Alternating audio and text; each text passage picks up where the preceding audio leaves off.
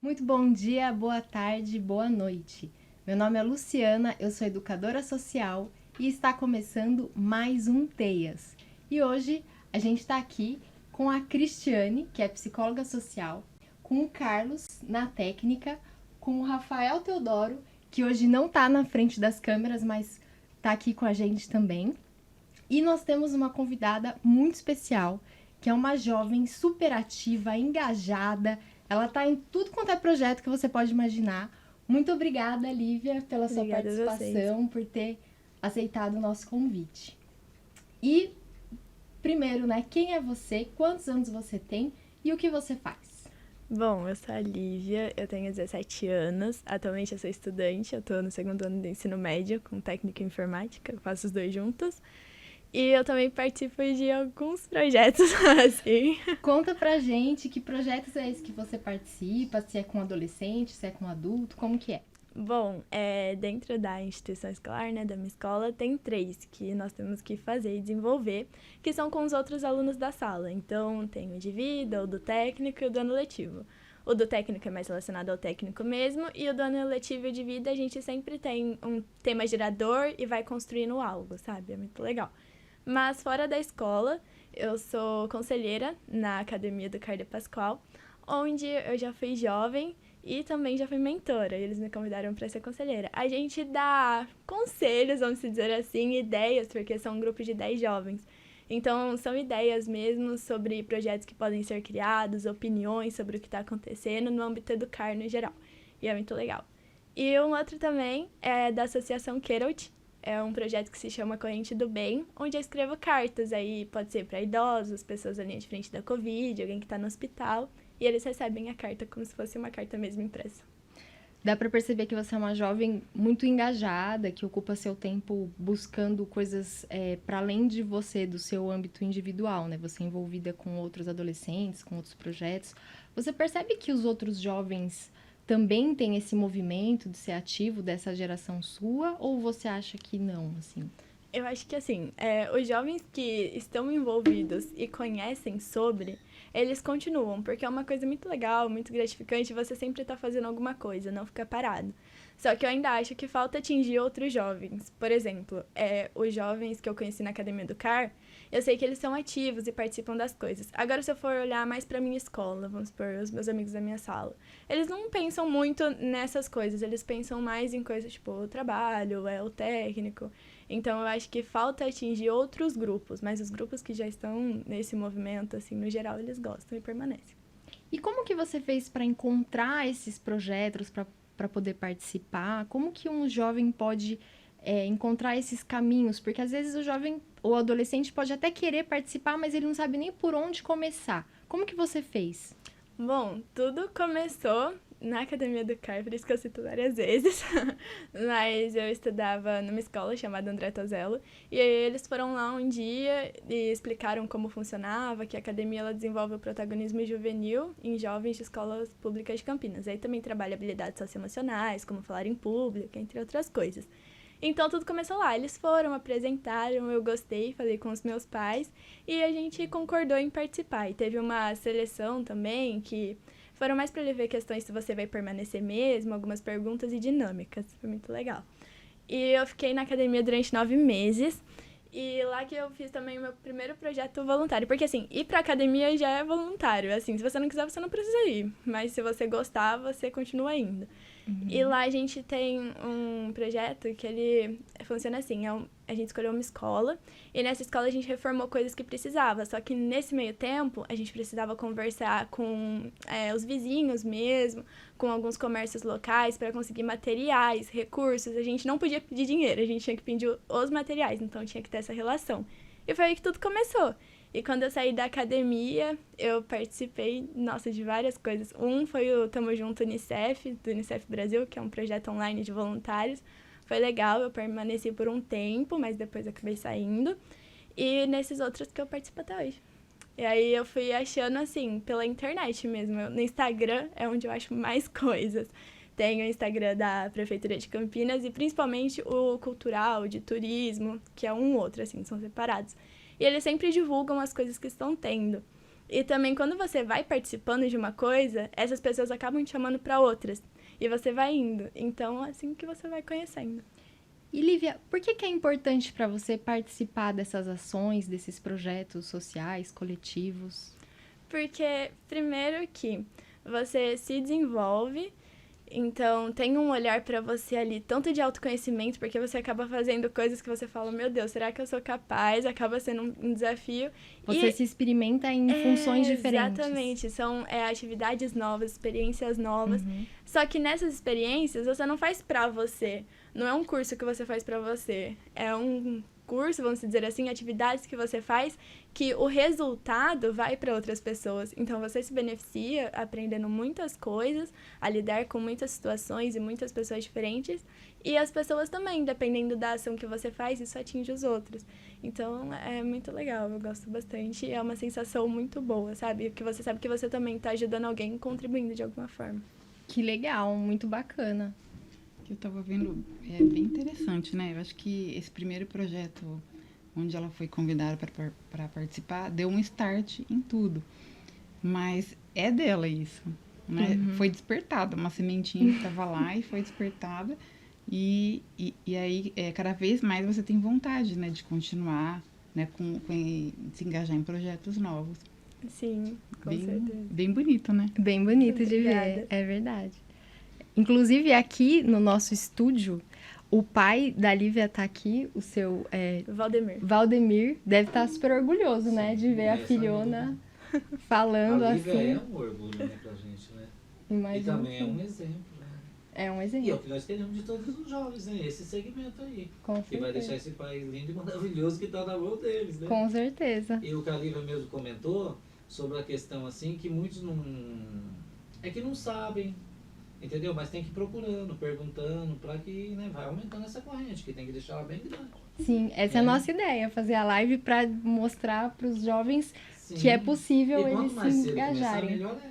Sim. Né? Porque ocupa o tempo, conhece novos projetos, aprende, ensina, desenvolve e aí vai embora. Com certeza. É o que nós precisamos para esse Brasil. Será assim que nós vamos desenvolver esse país. Sim, com certeza. Que os jovens vão, né, dar essa sequência aí, que serão eles que vão dar essa continuidade. Gente. Obrigada, seu Valdemir, pela sua participação e por ter trazido a Lívia para cá e ter educado ela para ela ser, né, essa jovem super ativa.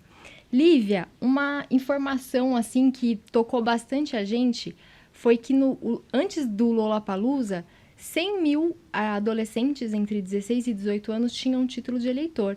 E depois que teve a festa do Lollapalooza, né, o show com vários artistas, passou a ter 850 mil novos títulos de eleitores nessa faixa etária. Porque, né, os artistas lá mobilizaram as pessoas a tirarem o seu título de eleitor. O que você pensa sobre essa contribuição da cultura em relação a esse movimento dos jovens também irem atrás do seu direito de votar? Bom, eu acho muito importante, porque quando você é jovem, vamos supor, quando você faz 16 anos, se você não teve acesso à informação antes, só te falam, você pode tirar o seu título aqui, mas você só é obrigado a partir dos 18. E um jovem, assim, quando ele não é muito bem informado, ele acaba deixando pro que pode por último, entendeu? E a cultura, querendo ou não, a música principalmente, acho que o que a gente mais escuta em todos os momentos. Por exemplo, você tá limpando sua casa, estudando, indo pra algum lugar, você tá escutando uma música, uma trilha sonora ali do seu dia. E é um lugar que eles realmente atingiram o público principal, que é da cidade. Que, tipo, precisava escutar isso. Eu acho que vindo de uma pessoa que você fala que é tão grande assim, sabe? Por exemplo, a Anitta falou. Você vê da Anitta, da Pablo Vittar, e aí você fala, pô, mas se essa pessoa tá falando, tem alguma importância, sabe? E aí você vai, pesquisa, tira, porque falam muito que, às vezes, se você não gosta de alguma pessoa que tá no poder, algo assim, não adianta você não gostar, né? Você tem que fazer por onde. E a forma que a gente tem de fazer isso é através do título de eleitor, que é extremamente importante a gente tirar, que afeta tudo, né? Pode não afetar o agora, mas você tem que ter noção que é um governo por 4 anos. Então, que vai atingir sua vida por 4 anos, em âmbito escolar, de saúde, social, entre outros. Então, é a sua escolha ali, onde você pode colaborar. Que legal, muito bacana. todas as grandes mudanças que aconteceram no mundo, né? Se a gente for pensar aí em várias situações, a Revolução Francesa, a mobilização social contra o Vietnã, o Fora Collor, teve também algumas manifestações recentes, né, Cris? Você estava falando. Teve do George Floyd. Qual que a gente falou mesmo, Carlos? Ali do George Floyd a gente comentou hoje. Algumas manifestações que rolaram, assim, além do George Floyd, que é uma manifestação baseada em questões culturais. Também teve a manifestação em 2013, que é aquelas do passe de ônibus, e várias outras mobilizações que rolaram, que tem o jovem muito à frente do... O jovem como disparador mesmo, ele começa aquelas ocupações das escolas. Teve várias mobilizações que o jovem que tá na linha de frente, que começa aí e ele consegue puxar outras pessoas também. E toda essa mobilização dos jovens, né, irem para a rua, ocuparem as escolas, irem de uma forma assim muito autêntica e genuína por uma revolta, né, genuína deles. A partir dessa mobilização, muita coisa mudou na história, né? Então, o que você pensa sobre a geração de adolescentes de hoje, de jovens de hoje? Você acha que os jovens continuam tendo essa função na sociedade de revolucionar, quebrar paradigmas, melhorar a sociedade? Ou você percebe de outra maneira? Bom, eu acho que o jovem ele é de extrema importância na questão de quebrar esses paradigmas, que nem você falou. Porque o jovem é o que está vivendo o atual, é o que está vendo agora, as coisas que estão acontecendo agora atingem ele diretamente. E as pessoas mais velhas, querendo ou não, elas vieram de uma outra geração. Então, assim, atingiram elas naquela época, elas foram mudando. Então, acho que o jovem ele tem esse total papel de, tipo, quebrar a geração passada, sabe? Tipo assim, não, isso aqui já não é mais legal hoje em dia, a gente pode mudar, tá melhorando, então vamos fazer de tal forma. E eu também acho que quando a iniciativa parte de um jovem, ele vai puxando, né? Que nem foi comentado. Então, meu colega da minha sala, que às vezes não participa do projeto, que nem eu falei, eu falo, vamos lá comigo uma vez. Ele vai. Eu vivo chamando amigos meus pra ir em palestras comigo, essas coisas, porque eu acho que a partir daí a gente vai criando um pensamento e vai colocando isso em prática. Então, o jovem, ele tem um poder de influência muito grande também com outros jovens, né? É diferente, até a gente estava comentando isso hoje, né, Carlos? É diferente um adulto postar uma coisa nas redes sociais e um adolescente postar uma coisa nas redes sociais. Um jovem vai ouvir muito mais o que um outro jovem tem para dizer do que talvez um adulto, né? Sim, esse porque poder de influência. É porque eu acho que quando vem de um adulto, você pensa algo tipo, essa pessoa está acima de mim, alguma coisa relacionada a poder, hierarquia, algo assim. Mas quando é seu amigo falando, faz sentido, ele fala também na sua língua, no seu idioma, vamos dizer assim, sabe? Com um palavreado jovem, uma conversa normal mesmo, nada usando muito palavras difíceis, algo assim. Então é de fácil entendimento e por isso que eu também acho que é influenciável. Sim. Os jovens hoje, eles são os que mais são afetados pelas violências sociais. O que você acha disso? Bom, eu acho que a gente estava comentando, né? Que quando um jovem ele falta informação, porque eu acho que esse é um problema muito grande, a falta de informação que às vezes não chega no jovem, porque às vezes vai por meios de comunicação que o jovem não vê, que nem em relacionado à falta de informação. Eu estava comentando com meu pai hoje mais cedo sobre o título de eleitor. Meu pai até falou, Lívia, passou no jornal, não, o jornal que fala sobre política. Só que assim, um jornal que fala sobre política, eu nem sabia que tinha um jornal só específico pra isso, sabe? Então, é uns meios que, assim, não vai chegar em alguém com 17, 16 anos. Dificilmente chega. Então, eu acho que precisa melhorar a questão da informação.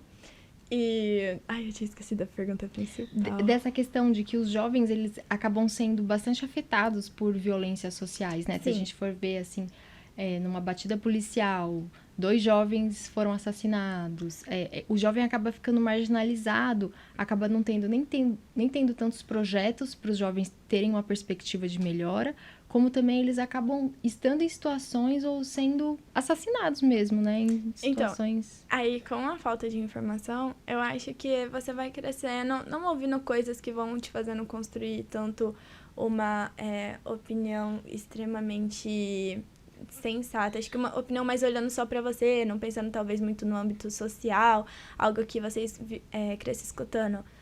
Tenho um emprego, tenho não sei o que lá, várias coisas assim. E isso afeta, sabe? Porque em um tiroteio policial, que nem você falou, tantos jovens foram afetados, eles pensam, esse jovem ele não tem informação, ninguém vai sentir muita falta, é alguém que só tá ali, é uma pessoa que, tipo, não está prestando mesmo. Quando não é inocentemente que acontece isso com uma pessoa inocente, mas eles pensam, uma pessoa que não tá prestando mesmo vai, sabe? Só que às vezes uma pessoa que, tipo, não teve uma família totalmente com base para explicar aquilo, não teve uma oportunidade de ir pra algum lugar para aquilo ser explicado. Então, acho que é mais ou menos por aí. Sim, e também tem essa questão que a gente estava falando do título de eleitor, né? Quando o jovem passa a votar e passa a ter esse poder na mão, ele também pode escolher políticas públicas, né? Políticos que ele considera que tragam políticas públicas que promovam espaços para esse jovem, espaços tanto físico como espaços subjetivos, né? Do jovem ter perspectivas, projetos de inserção no mercado de trabalho, de estudar, de participar de projetos como você participa. E quando o jovem está não está inserido muito nesses pensamentos sobre a política, as políticas públicas, acaba dando espaço para que o jovem fique marginalizado mesmo, né? E não se pense em projetos para eles, porque quem acaba assumindo o poder são pessoas que não têm projetos para a juventude. Sim, e o que eu acho importante também é, além de você falar, vai ter o projeto tal, a palestra tal, a oficina tal, é você falar o porquê você tem que participar daquilo. Porque muitas vezes alguém chega e fala, tipo, tem um projeto sobre protagonismo juvenil. Tá, mas onde eu vou usar isso? Então, eu acho muito importante também ser tratado e ser ensinado e levado de alguma forma o porquê o protagonismo juvenil é importante. Porque muitos jovens têm a cabeça no trabalho, mas mas você vai usar isso no seu trabalho, em tal momento, para você chegar lá no seu objetivo? Você pode usar isso. Então, acho que tem que ser explicado também o porquê das coisas e não só ir jogando aleatoriamente, porque só jogando aleatoriamente não vai ser tão bem usufruído, sabe? Isso que você fala, Lívia, né? O jovem se preocupa bastante assim, mas isso vai me ajudar a trabalhar? Porque se não for me ajudar a trabalhar, eu nem quero, né? Que tem esse pensamento, né? Mais social, que é voltado, que nem você falou, eu fico feliz de saber que o que eu faço tá ajudando outras pessoas também. E tem esse pensamento mais individualista, né? Que assim... E ao mesmo tempo, se a gente for pensar, se o social estiver melhor, individualmente a minha vida também vai ser melhor, né? Uma coisa é um reflexo da outra, né? Não tem muito como só eu vou estar bem e o resto do mundo que se exploda, né? Sim, porque você atinge a vida dos outros de alguma forma, até trabalhando mesmo, vamos supor, eu trabalho em algum lugar, eu sou, sei lá, vendedora. Eu tô vendendo pra alguém, então eu tô atingindo a vida de alguém de alguma forma. Eu preciso me comunicar com aquela pessoa, eu preciso fazer que ela compre aquele produto de uma forma boa, eu tô atingindo a vida dela. Vai depender de mim se aquela compra vai ser efetuada ou não, independente pra que sirva. Uhum. E aquela pessoa também atinge minha vida. Se não tivesse ela ali, eu não estaria trabalhando. Somos então, seres sociais, né? A gente vai interagindo a todo momento, em todos os lugares. Com as pessoas. Eu acho que em relação à violência também, a gente pode pensar que a falta de políticas públicas você não atinge a parte da educação e da cultura. E o jovem, ele acaba tendo uma formação mais precária, né? Muitas vezes acaba abandonando o ensino fundamental, o ensino médio, começa a ter necessidades, né? Do que principalmente a mídia coloca, eu quero aquele tênis que o outro tem, eu quero aquela roupa, eu também quero sair, eu quero me divertir, eu quero ter o direito de passear no shopping, né? E a família, muitas vezes, naquela situação de vulnerabilidade, acaba sendo excluída daquilo, se sentindo excluída. Então, pode acontecer, né, uma transgressão, mas por se sentir excluído da sociedade, né, ou outras. Então, falta um investimento em políticas públicas. Sim, esses dias na minha escola a gente estava conversando sobre lugares públicos. Foi um tema que a gente foi discutindo bastante. E falava bastante, mas qual lugar público que tem perto da sua casa? Bom, muitas pessoas na minha escola moram em bairros legais, assim, mas se você for pensar um pouquinho longe, os principais estados foi o Taquaral. Aí, ok, tem outros perto de onde a gente mora, tipo, eu moro na região do Ouro Verde, por exemplo, lá tem a Praça da Juventude, um que a gente chama de Piscinão, enfim, vários lugares assim. Mas se você for no Taquaral, lá ocorre eventos, tem evento de gastronomia, tem uma pista de skate extremamente boa, tem uma academia que é bem cuidada, tem segurança. Tem espaço pra levar cachorro, né, Cris? Você leva, a Cris leva o cachorro dela pra passear lá. Tem várias coisas. Mas aí se você for, por exemplo, numa praça perto da minha casa, ok, vai ter uma pista, uma academia, vai. mas às vezes não é muito bem cuidado. Às vezes você pode frequentar lá, vamos supor, até 6 da tarde. Passou das 6 já não é muito legal você ir frequentar. Então, muda muito de um lugar pro outro. E aí falaram assim na minha sala, mas é só ele ir até lá. Pô, mas se você for parar pra pensar, às vezes demora 1, 2 horas, porque o jovem que ele tá mais excluído, vamos dizer assim, geralmente ele mora longe dos centros.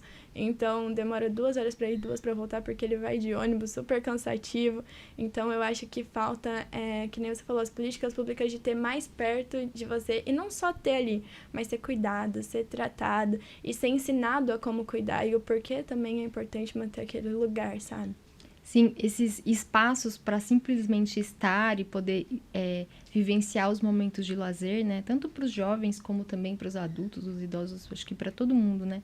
Que moram nas regiões mais periféricas, é realmente uma questão muito importante, né? Porque é um direito das pessoas ter isso e acaba não sendo assegurado, como você falou, pela falta, às vezes, de manutenção, às vezes de não ter esse espaço mesmo. Acho que é legal a gente até falar que a gente está falando dos espaços, lembrar de como que a sociedade enxerga quando o jovem se organiza e vai Para esses espaços. Lembrando que teve aquela história lá do rolezinho no shopping, como que a sociedade via, quando os jovens se organizavam, desciam. E vários jovens entravam no shopping juntos.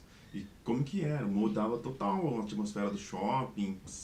As pessoas se sentiam ameaçadas com a presença de muitos adolescentes juntos, né? As pessoas, Sim, às vezes, falavam... veem os jovens como possíveis agressores, alguma Sim, coisa falavam que quando isso aconteceu, né, foi algo que eu estudei também.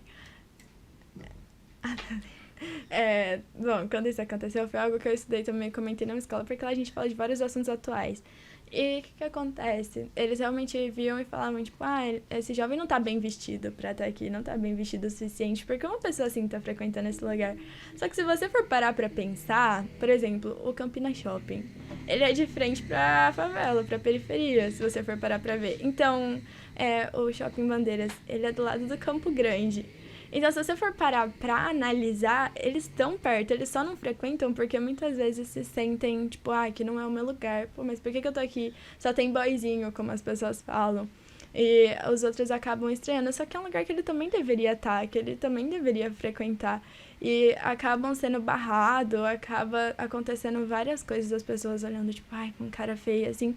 Mas é uma construção social isso. Só que, ao mesmo tempo, é culpa de cada um, porque, assim, é um lugar público, você não pode esquecer disso, qualquer um pode frequentar. E tem até algumas coisas que, às vezes, são polêmicas, né? Teve uma Bienal de Arte Contemporânea em São Paulo, eu lembro que tava todo mundo criticando muito essa Bienal porque um dos andares estava vazio, porque, geralmente, todos os andares ficam repletos de obra de arte, porque tem recursos, mas estava totalmente sem recurso, né? Sem dinheiro, e deixaram um andar vazio. E tava todo mundo criticando. Até aí tudo bem. Entraram uns jovens lá e eles começaram a pichar, assim, né? Fazer grafite, fazer desenho, escrever nesse segundo andar. E aí eu lembro que eu tava na hora e eu fiquei tentando absorver, assim, o que eu pensava sobre aquilo. Eu não sabia na hora exatamente. E aí os seguranças vieram correndo, assim, atrás dos adolescentes. E eles eram muito mais ágeis que os seguranças. Então eles foram pulando, assim, eles escaparam. E aí foi, né? Aí imediatamente várias pessoas começaram a aplaudir. E várias pessoas começaram a vaiar. Então, várias pessoas falaram, nossa, eles demarcaram o que tá todo mundo criticando e ninguém tem coragem de falar, isso daqui era pra ser ocupado. E outras pessoas, nossa, que absurdo, que vândalos, esses adolescentes vieram aqui e picharam. Então, acho que as pessoas também nunca sabem muito o que esperar dos adolescentes e sempre eles geram ações que deixam as pessoas... Eu fiquei confusa na hora. Falei, gente, eu não sei o que eu penso disso. Então, eu nem aplaudi, nem vaiei. Eu fiquei ali observando. E depois eu pensei que não, que eles estavam só fazendo algo concreto que todo mundo estava falando. Mas que ninguém tinha coragem. A coragem que os adolescentes têm de ir lá e mostrar de uma forma até artística. Porque eles não agrediram, não bateram. Eles colocaram tinta num lugar de arte. Então, eu não penso que isso é um grande problema. Exatamente. Afinal, foi um lugar onde era pra ter arte, onde era pra ter obras. E tava vazio. É que muitas vezes também, eu acho que nesses lugares tem várias obras, assim, muito bonitas, de pessoas conceituadas, e tudo bem certinho. Aí, assim, você vê grafite... Mas bem pouco. E grafite, ultimamente, é a linguagem dos jovens, assim, se você for parar pra pensar. são muito bonitos. Toda vez que eu passo na rua e vejo um, eu acho muito linda. Tenho várias fotos no meu celular.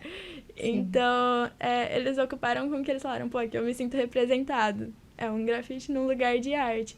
E acho que se tivessem mais obras assim, mais visões para jovens que fazem isso com muita excelência, que podem não ser famosos, mas que fazem isso, que desenvolveram essa habilidade, e se fosse exposto, atrairia mais jovens ainda, porque seria uma coisa de jovem para jovem, que nem a gente comentou. Sim, e tem lugares que lidam diferente com isso, né? Em Nova York, por exemplo, tem lugares que que são turísticos, que as pessoas vão para tirar foto com os muros que são grafitados.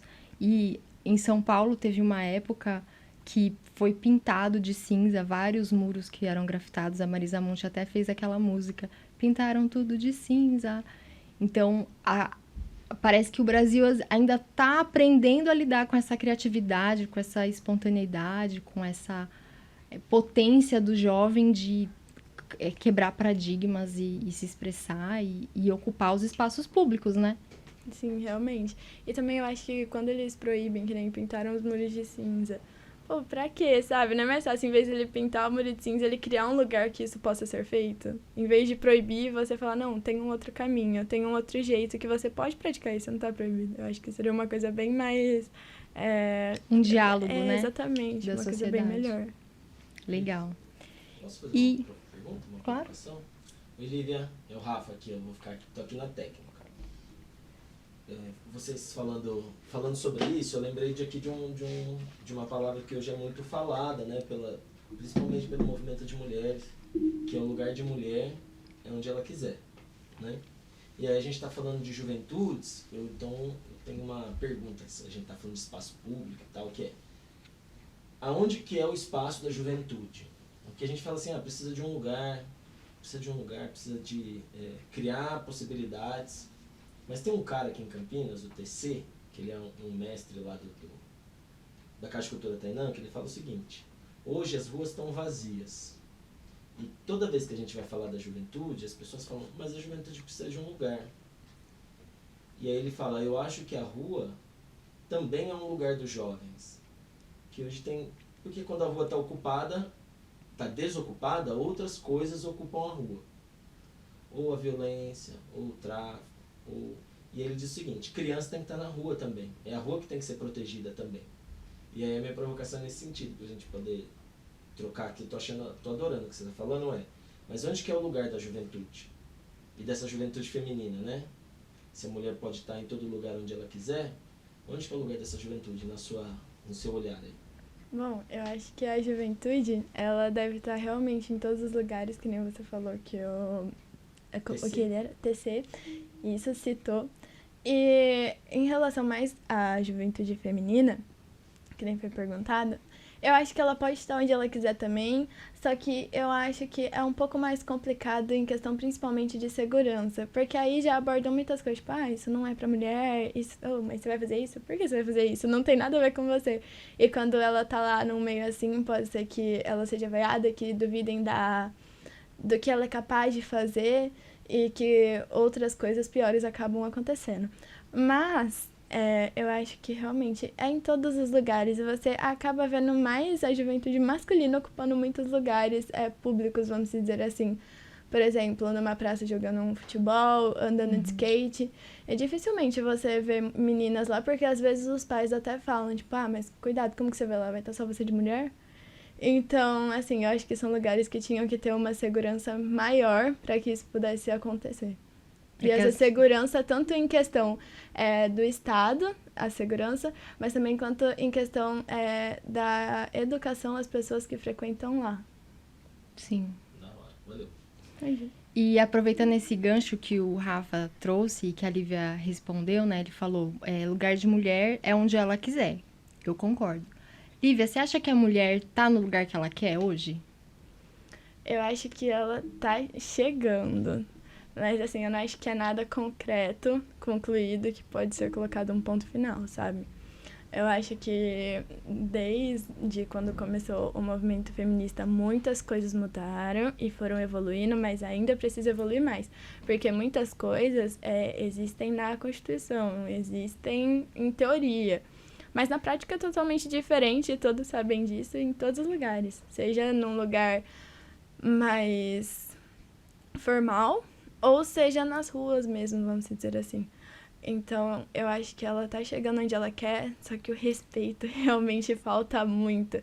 E um exemplo é o que aconteceu na Câmara esses tempos, que uma deputada foi assediada, e também a questão de, se você pegar a diferença de salários de pessoas no mesmo cargo, Sim, por diferença de gênero. sim. Então, assim, é bem complicado. Ela pode até chegar onde ela quer, só que lá ela não tá sendo respeitada. E isso precisa mudar, ela precisa ser respeitada pra continuar frequentando ali, sabe? Sim. Uma coisa que você falou muito importante, né? Você trouxe sobre essa questão que aconteceu na Câmara com uma mulher. No Congresso, hoje, 15% dos assentos são ocupados por mulheres. E mais da metade da população do Brasil são de mulheres. Então, a representatividade aí está muito longe de ser ideal, né, para o nosso país. E o nosso país é o 5º país mais populoso do mundo.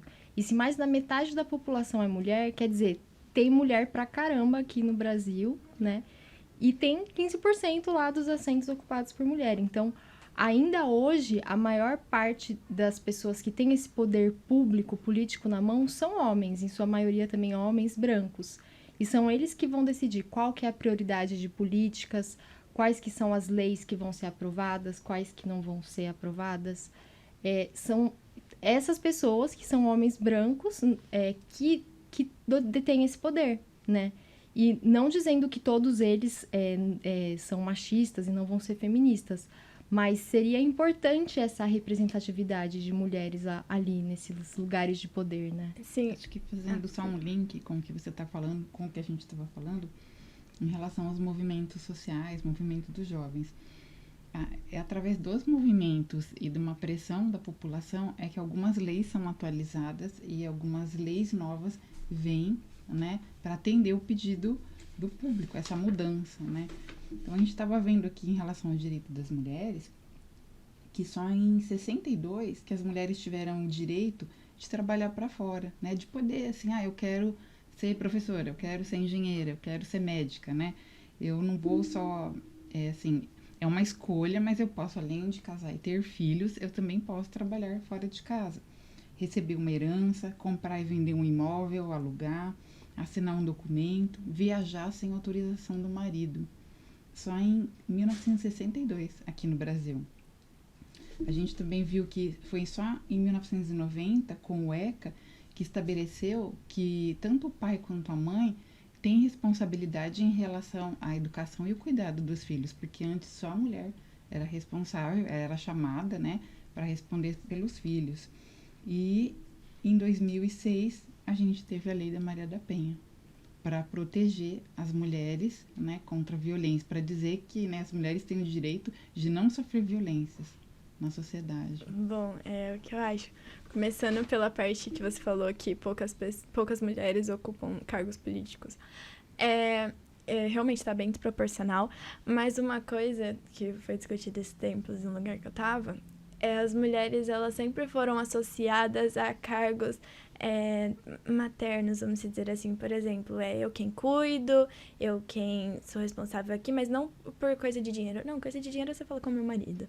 Então, por isso que tem muitas mulheres que são professoras, principalmente de educação infantil. Você pegar professores homens é muito difícil. Professoras que trabalham na área da saúde também, enfermeiras. Coisas relacionadas ao cuidado, você sempre vai ver mais mulheres, porque elas sempre foram associadas a isso. Mas isso não impede que elas vão para outros lugares. Um exemplo relacionado à profissão é a minha escola. Eu falei que eu faço ensino médico técnico em informática, né? De manhã informática, à tarde administração. Na minha sala tem eu e mais 4, 5 meninas, de 35 alunos. Na minha sala. Então, se você pegar e se ver em todas as salas, tem muito mais meninos de manhã por ser informática, uma coisa de exatas, do que à tarde. À tarde, você fica lá um pouquinho à tarde, alguma coisa assim, pra fazer um trabalho, você vê, tem muitas meninas. Muitas. Que é outro curso, Que é administração. Ah, tá. Que administra as coisas e tudo mais. Então, pra você ver essa diferença. É uma diferença, assim, gritante, que todo mundo já percebeu por ser um curso de exatas. E também em outras escolas eu já vi até os próprios alunos fazendo, por exemplo, vem pra mecatrônica, meninas vêm pra mecatrônica, porque são lugares pouco ocupados, assim. Por mulheres, né? Exatamente. Em relação E acaba a ficando isso... um ambiente de bastante homens, então até às vezes pra mulher se sentir à vontade ali, também não deve ser tão simples, imagino. Sim, exatamente. São casos de coisas que os meninos falam bem desconfortantes também, e que você escuta, mas muitas vezes você não pode ficar calada, porque, por exemplo, no ensino médio você tem que ter noção que você vai ficar ali 3 anos. Uhum. Então, é muito importante também você falar que não gostou, falar que não se sentiu confortável e procurar alguém que, tipo, se essa pessoa não te escutou, e procura alguém que você sabe que ela vai escutar. Porque deixar por isso também não é uma coisa legal. E você falou que tem mais homens brancos no poder, né? Então, eu concordo, lógico, é claro. E uma coisa engraçada é que muitas leis são criadas por um homem para uma mulher. Por um homem branco para uma pessoa LGBT, enfim, assim vai. Que não faz sentido, não se encaixa ali, porque não tem como uma pessoa que não tá naquela pele ter tido aquela vivência, ter tido uma outra visão. Você tem uma visão de fora, mas não foi você quem sentiu.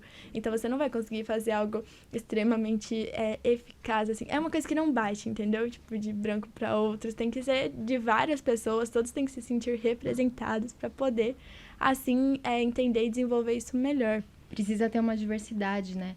Porque eu percebo também, a gente vive numa estrutura que se a gente não quiser perceber as opressões que acontecem com pessoas que não estão na mesma pele que a gente, é possível. Então é possível ser um homem, viver tranquilamente e nunca olhar para o problema do machismo. Porque, isso não me afeta, eu não tô vendo mais ou menos, finjo que não vi, beleza. E assim como também é possível ser uma pessoa branca e não olhar para a questão das pessoas negras, né? E não perceber o racismo. Porque, eu sou branca, eu não tô sofrendo racismo, então eu consigo fechar os meus olhos para isso.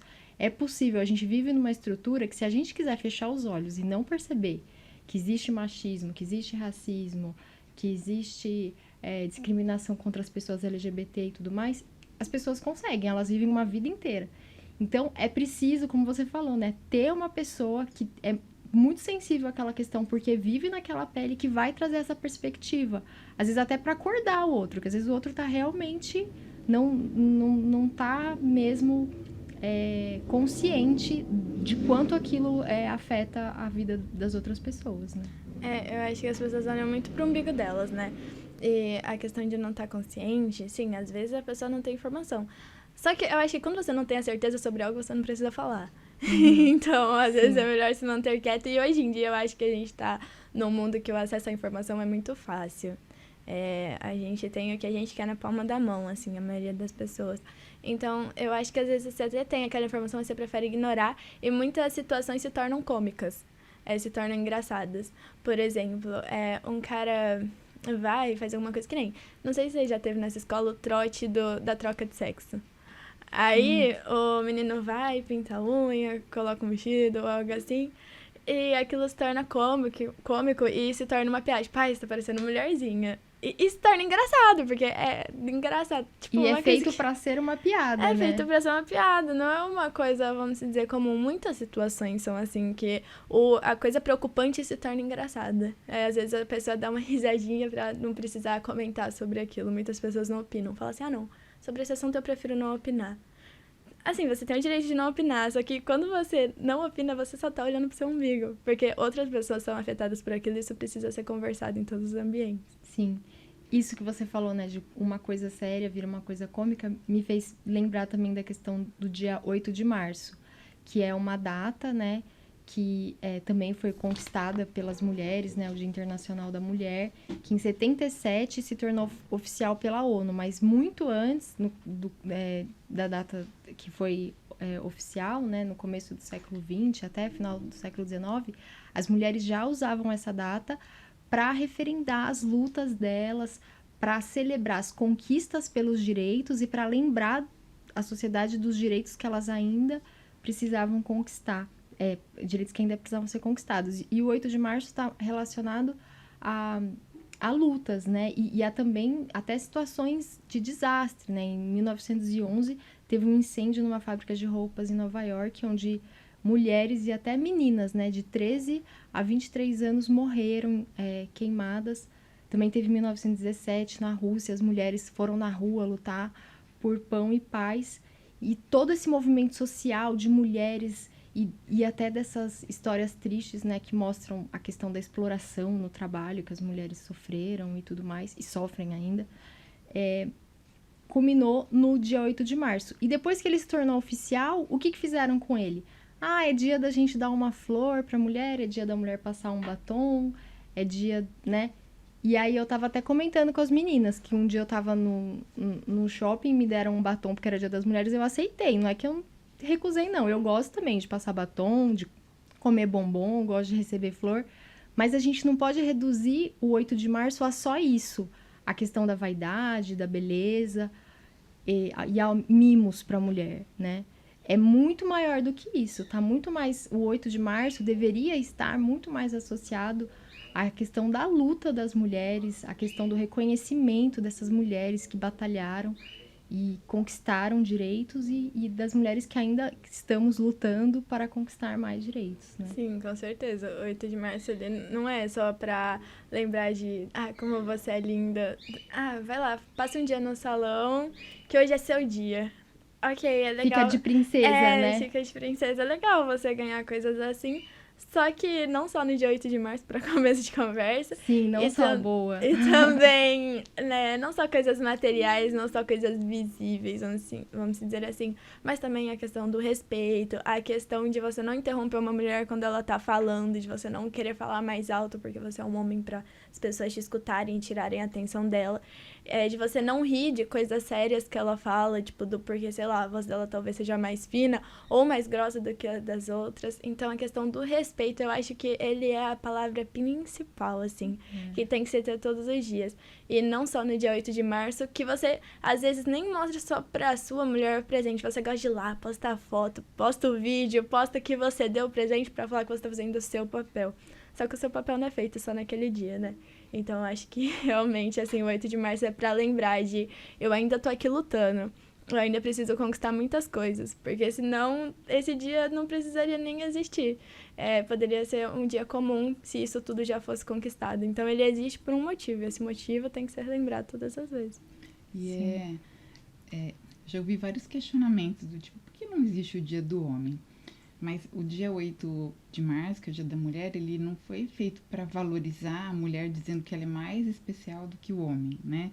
Não, nós somos iguais e a gente tem direitos iguais, mas é para lembrar do que a gente precisa conquistar ainda nos espaços, né? Sim. Que nós fomos, né, muito desrespeitadas e não consideradas como pessoas de direito. Então agora a gente está fazendo essa construção e a gente está conquistando. Sim, é verdade. O feminismo, ele é um movimento social que busca pelos direitos iguais entre homens e mulheres. E algumas pessoas têm uma ideia equivocada de que o feminismo é o oposto do machismo. E não é nada disso. Porque o machismo é uma construção social que fomenta e justifica a agressão e violação dos direitos das mulheres. E o feminismo não busca agredir os homens ou violar os direitos dos homens. Ele busca a equidade, né, de oportunidades de acesso dos homens e das mulheres. Então, independente do seu gênero, você deve ter os mesmos acessos às oportunidades e ter os direitos humanos garantidos.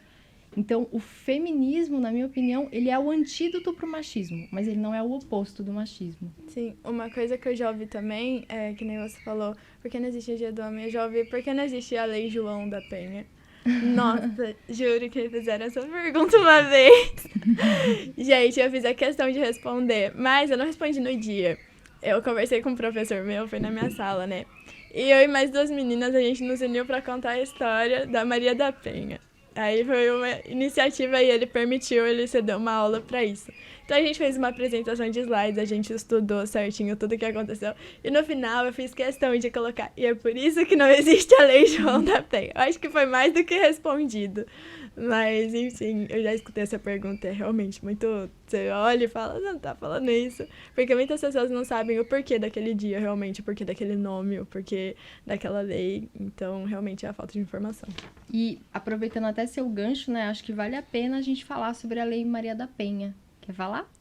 Bom, o que eu sei sobre ela ela se casou com um cara e após esse casamento ela começou a ser tratada de forma diferente. Depois que ela teve uma filha, ela também começou a ser tratada de forma diferente, né? Porque quando você casa, você une os bens, assim, o que a maioria das pessoas fazem é unir os bens. Então, por isso que ela começou a ser tratada de forma equivocada, assim. Então, ele começou a maltratar ela, tanto em questões de falas quanto em questões físicas. Ele tentou assassinar ela 2 vezes, né? Uma foi durante o banho, uma foi enquanto ela estava dormindo. E depois dela passar por isso durante muito tempo, ela teve a coragem de ir na justiça. Porém, aquilo ficou lá, assim, por um tempo. Depois de uns anos, chamaram ela porque ele foi pego. Só que ele saiu ileso 2 vezes dessa, 2 vezes que pegaram ele saiu ileso, só que ela conseguiu com que esse caso ficasse conhecido internacionalmente e também em muitos lugares ali de perto que ela estava, foi uma voz ouvida, vamos dizer assim. E foi necessário, infelizmente, que as pessoas de fora cobrassem o Brasil para que ele tomasse uma posição, para que ele se posicionasse, tomasse uma iniciativa. E aí que foi tomada a iniciativa, e depois de muitos anos, enfim, muitas coisas foram acontecendo, mas foi um processo muito longo. E hoje, né, ela dá palestras, ela conta a história dela no mundo inteiro, e ela também tem um instituto, que é o Instituto Maria da Penha. Sim, e ela ficou de cadeira de rodas por causa de uma Sim. dessas tentativas de homicídio que o ex-marido dela atirou nela, né, e aí pegou na coluna, ela acabou ficando... E é uma coisa que ela vai carregar pro resto da vida, né? Dela ser cadeirante. E realmente o Brasil foi considerado um país negligente em relação às mulheres, a violência que as mulheres sofrem.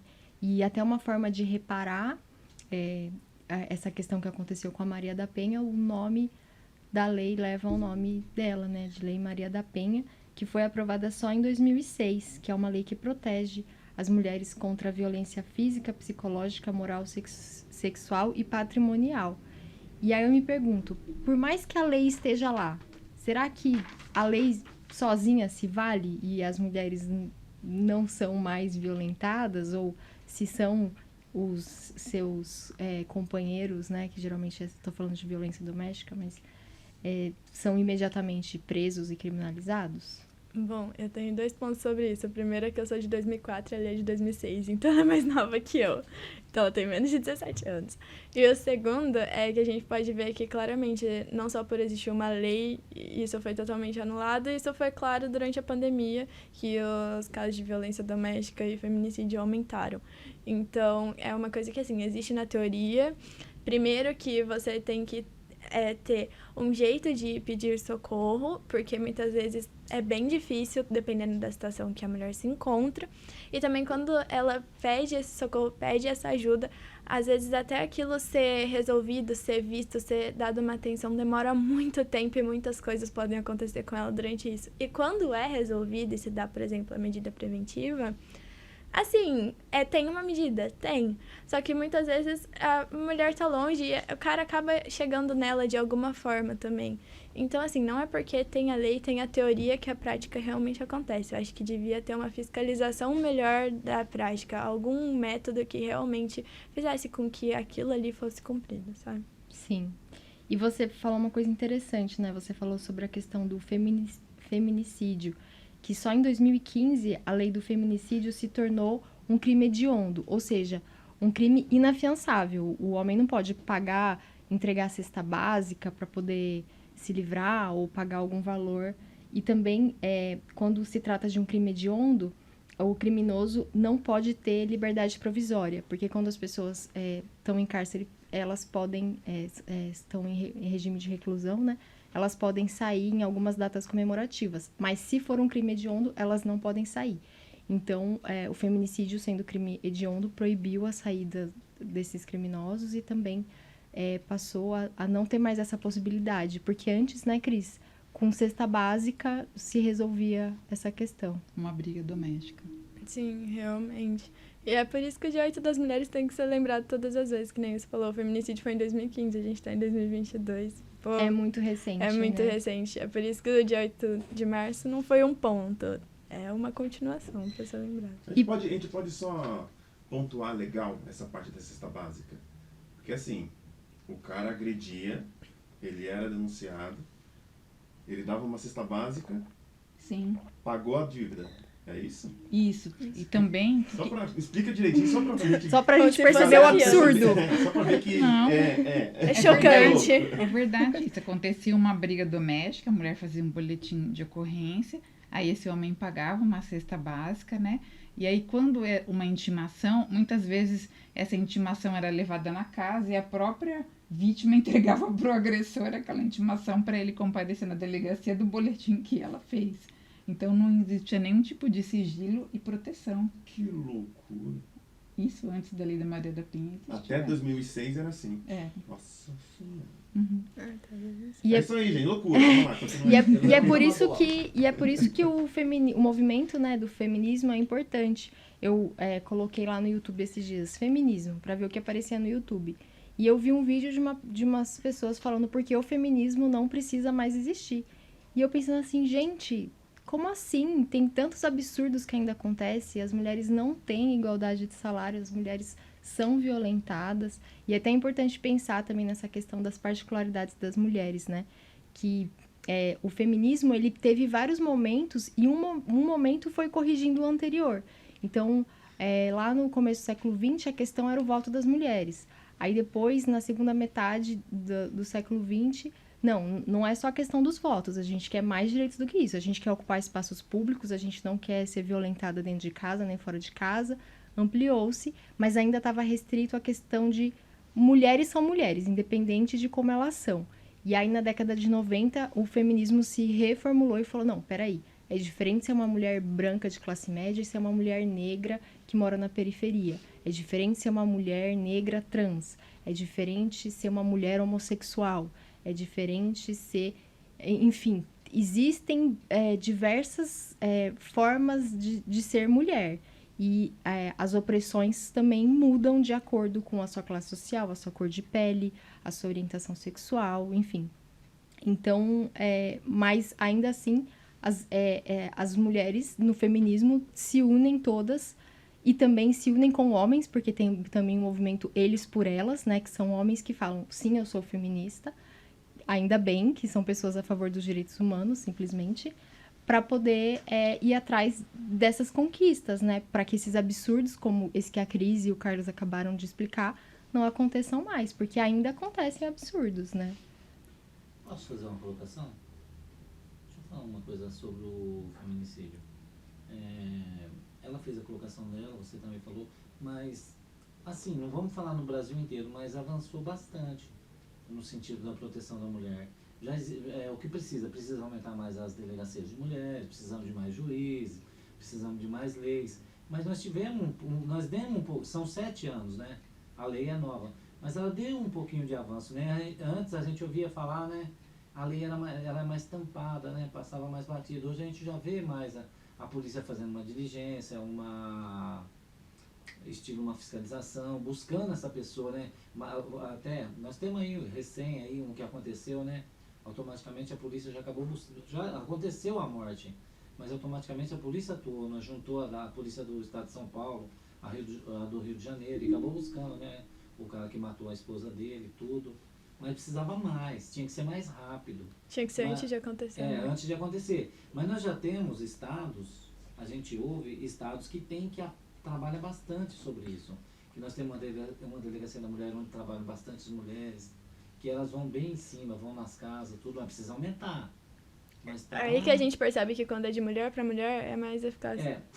Não faz sentido ser de um homem para uma mulher. Eu não sei falar qual estado que foi, mas outro dia eu vi uma matéria relacionada a isso. A policial, ela ia na casa da pessoa, frequentava, você entendeu? Mas precisa avançar muito, precisa de muitas vezes. Como você acabou fazendo uma colocação, nós não temos aí o tanto de mulheres, que você falou, que é superior a tal, elas têm que pôr mais gente lá.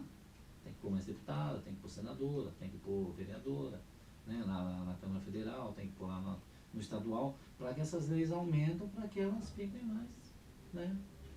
confortável mais nisso, eficazes, né? Pra que Posso fazer? Oi, gente, vou fazer uma pergunta aqui de fora também. Aproveitar o gancho do pai da Lívia e a fala da Lívia. Eu acho que ele ia falar da mesma coisa que eu falei, que é a denúncia que apareceu na IPTV nessa segunda-feira, né? Foi dia 28 de março, bem 20 dias depois do Dia Internacional das Mulheres. A mulher em Limeira que foi assassinada pelo marido e que ela tinha 18 pedidos ou mandatos de denúncias contra esse cara e de medidas de afastamento. 18, né? Assim, se a gente for pensar no estado legalista, né? Que a lei falou, vale. Então ela tinha 18 documentos que dizia que esse cara tinha que ficar longe dela. E mesmo assim ele foi cometer um crime. E se não tivesse ganhado proporção midiática, né? Se não saísse no jornal, porque não são todos que saem no jornal, ele nem seria preso, não teria essa ação mais coletiva. Então acho que tem uma coisa que é a gente acreditar que a lei funciona, né? Não sei como que a gente pode falar isso. Porque a lei funciona, você vai lá, denuncia, toma medida de afastamento. E aí? Né? Ninguém fiscaliza aquilo. E isso não adiantou, como você falou, ele foi preso só depois que ela morreu. Então eu fico pensando o seguinte, que grande parte dessa naturalização da violência contra as mulheres começa também na infância e na adolescência. Né? Então os namorados violentos, os amigos violentos, os colegas que também vão naturalizando isso de algum jeito.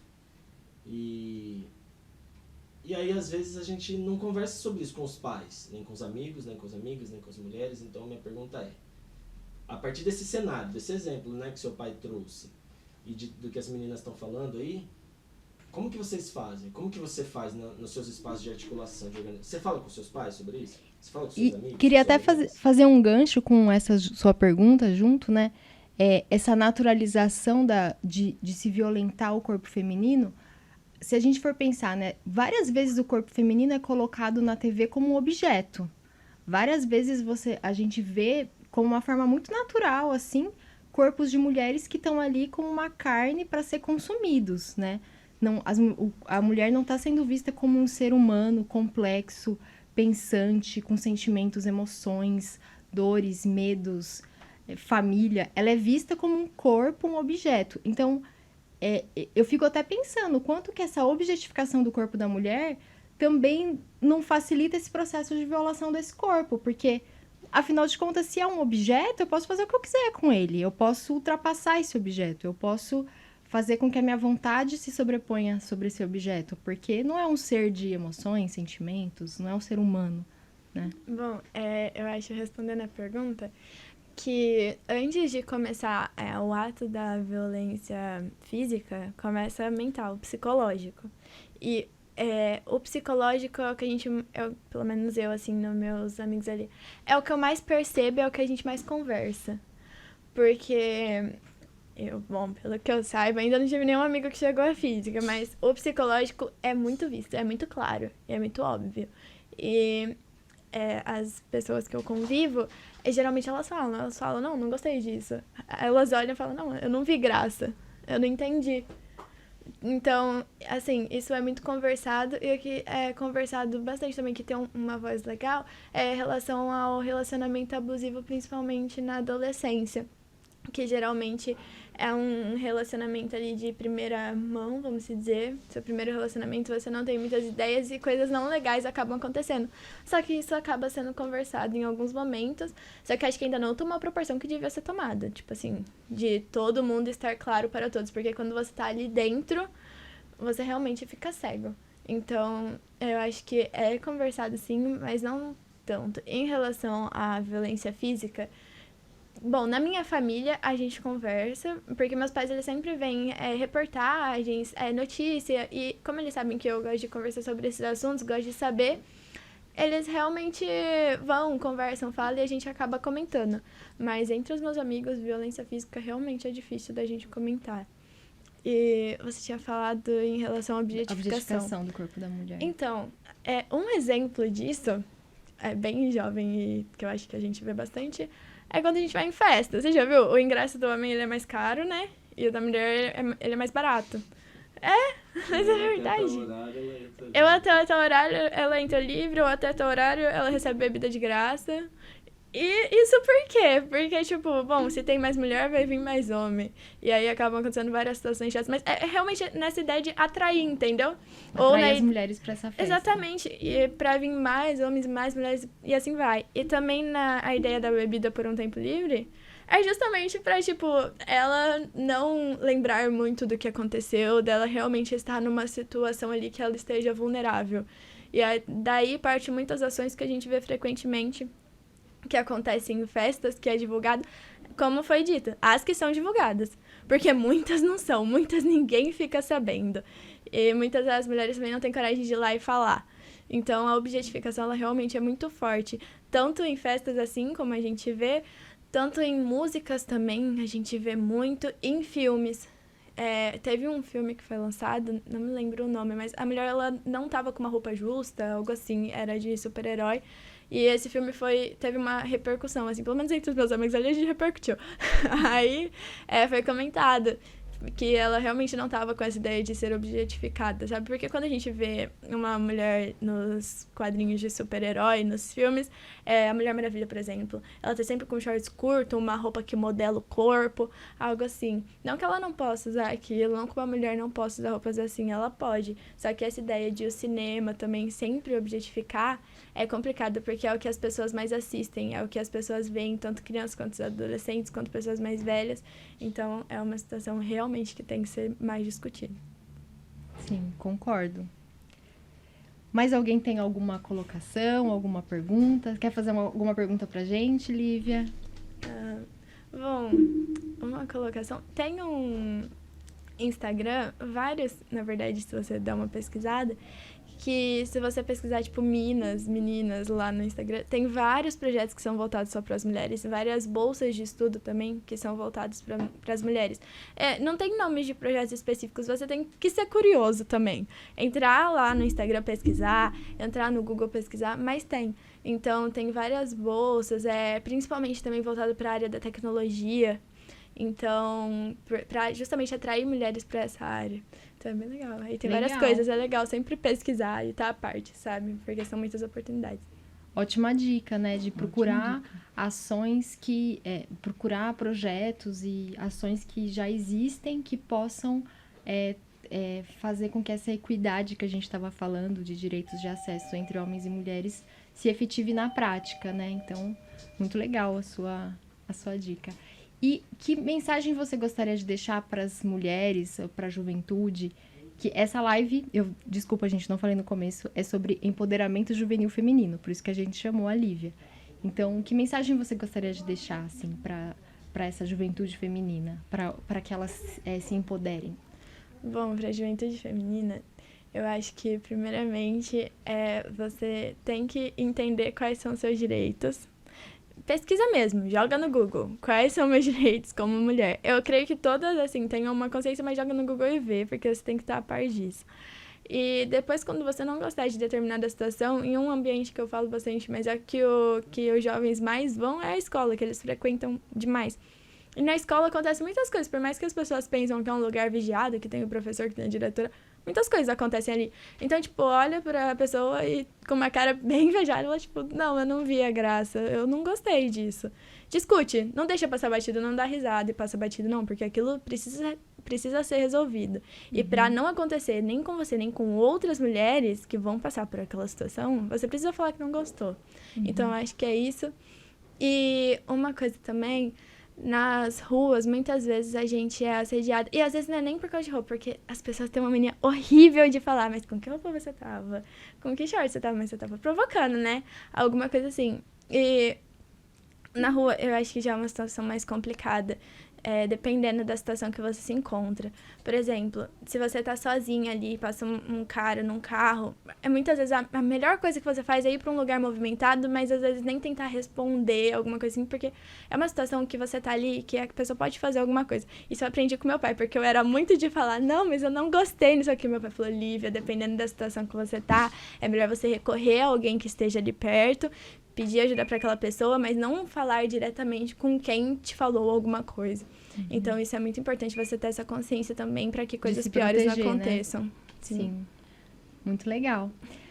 Muitíssimo obrigada, Lívia. Nossa, Encantada. sem palavras para a contribuição que você trouxe aqui para o Teias. Foi muito bacana mesmo a sua participação. Obrigada, Valdemir, pela participação e por ter trazido. Muito obrigada, Carlos, na técnica, que está aí fazendo tudo isso aqui acontecer, né? A tecnologia, a câmera, o som, tudo funcionar. Obrigada, Rafael Teodoro, educador social, que está aqui. Obrigada, Cris, por também participar aqui com a gente. Muito obrigada, Alessandra, nossa coordenação técnica, a Elaine, nossa coordenação técnica, Sueli, também, né, nossa diretora, toda a diretoria aí do CRAME, presidência, muito obrigada por tornar esse momento possível. Muito obrigada, gente. A gente se vê no próximo Teias. Tchau. Eu gostaria de agradecer. Obrigada a vocês por terem chamado. Quando o Carlos falou o assunto, eu super topei, porque eu amo discutir sobre isso. E eu acho que, como você falou, é de jovem para jovem. Então é uma coisa que depois eu posto no meu Instagram, falo que eu participei, que eu amo postar essas coisas no Instagram. E aí as pessoas vão, assistem, alguns amigos meus falam, tipo, que legal que você participou disso, e compartilham. Então é uma coisa que vai indo. E foi um prazer estar aqui, foi um prazer conhecer o CRAME também, eu não conhecia, mas ter consciência, depois eu pesquisei também sobre a história, é incrível, assim, encantador, e que eu tenho certeza que vai crescer cada vez mais. O Teias também é muito legal, parabéns por vocês terem essa iniciativa, e principalmente num formato de podcast, que as pessoas estão ouvindo bastante atualmente. É isso, muito obrigada. Obrigada. Tchau, tchau. Tchau.